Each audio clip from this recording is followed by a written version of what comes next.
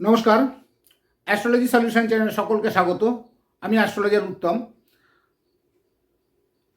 আজকের আলোচনার বিষয় মকর লগ্নজাত ব্যক্তিরা কি প্রকৃতির হয়ে থাকে বা এরা কি ধরনের ব্যক্তি হয়ে থাকে, এই বিষয় নিয়ে আজ আমরা আলোচনা করব।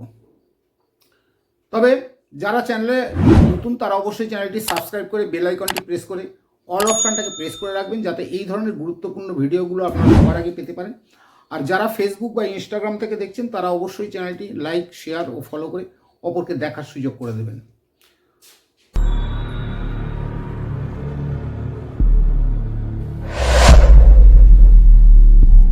তবে আজকের আলোচনা শুরু করা যাক। আজকের আলোচনার বিষয় রাশিচক্রের যে 12টি রাশি আছে। এখানে একটা আপনারা রাশিচক্র দেখতে পাচ্ছেন।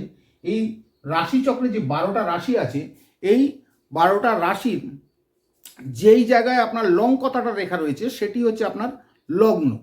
অর্থাৎ এই লং কথাটা যেখানে লেখা রয়েছে সেটাকে লগ্ন ধরে সম্পূর্ণ জন্ম ছকটাকে বিচার করা হয়।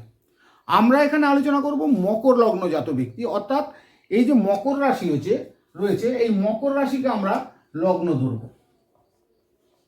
এই মকর রাশিকে যদি লগ্ন ধরা হয়, এই মকর লগ্নজাত অর্থাৎ মকর রাশির এখানে যা লং কথাটা লেখা রয়েছে সেটা হচ্ছে মকর লগ্নজাত ব্যক্তি।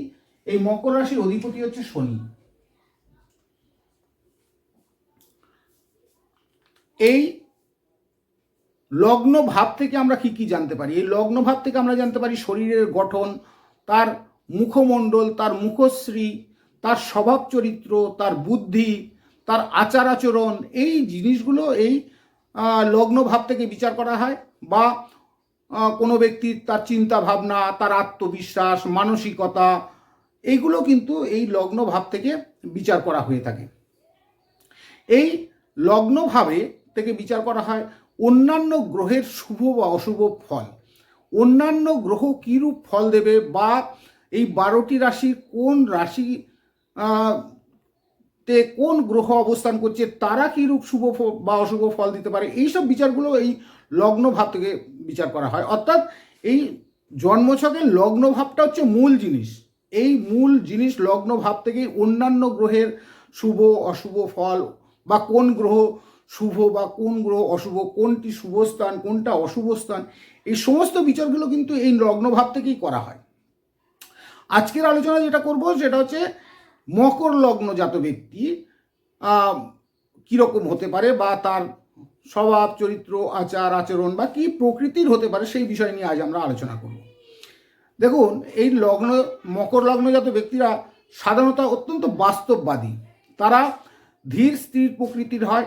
এদের মানে কল্পনা শক্তির থেকে বাস্তব বুদ্ধিকে এরা অত্যন্ত বেশি গুরুত্ব দিয়ে থাকে। এরা অত্যন্ত পরিশ্রমী এবং দীর্ঘমেয়াদী এরা পরিকল্পনাকারী হয়ে থাকে। এরা সবসময় অদূর ভবিষ্যৎকে এরা চিন্তা ভাবনা করে কোনো কাজে এরা এগোবার চেষ্টা করে। এদের লক্ষ্যে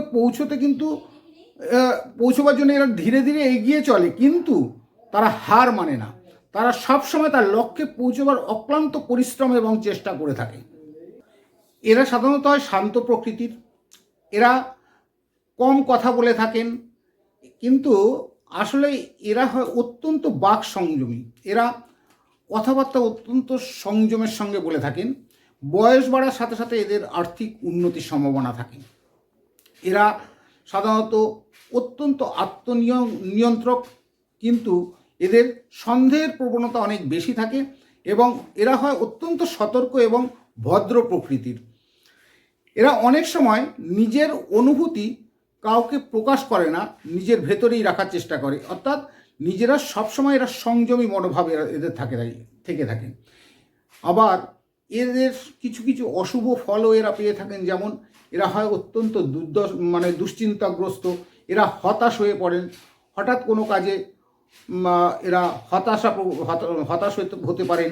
এরা হতাশা প্রকাশ করতে পারেন। একাকিত্ববোধ এদের মধ্যে অনেক বেশি থাকে।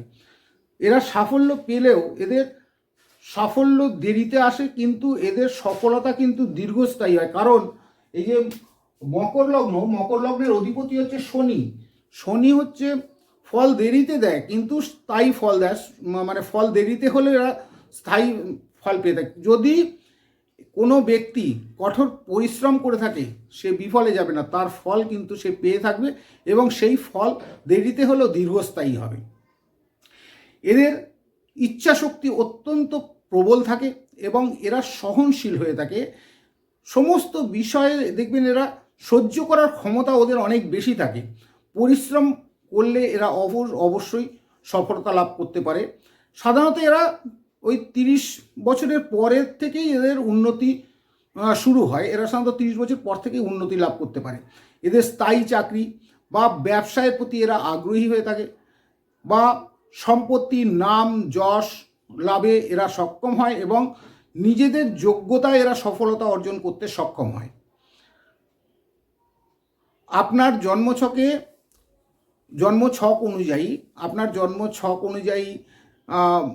কোন স্থানে শনি অবস্থান করছে বা এর শুভ বা অশুভ ফল বা প্রতিকারগুলো জানতে আপনারা কমেন্ট বক্সে আপনার জন্ম তারিখ, জন্মস্থান এবং জন্ম সময় লিখুন, আমি তার উত্তর দেব।